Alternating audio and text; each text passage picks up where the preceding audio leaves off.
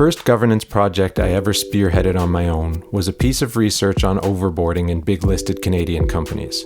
I assumed that if I identified the directors who sat on 5 or more companies out of the top 250, I'd find a whole bunch of nefarious governance behavior. After all, who could possibly sit on so many boards and still add value?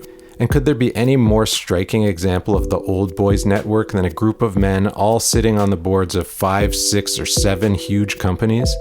The first thing I found suggested that I was on the right path.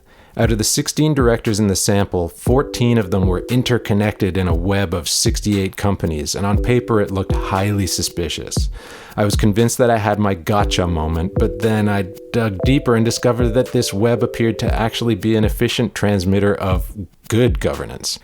This was further explored and confirmed by some real scientists later on.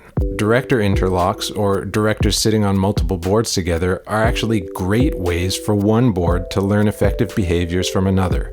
And the easiest way for that transmission to happen is, well, for directors to sit on lots of boards.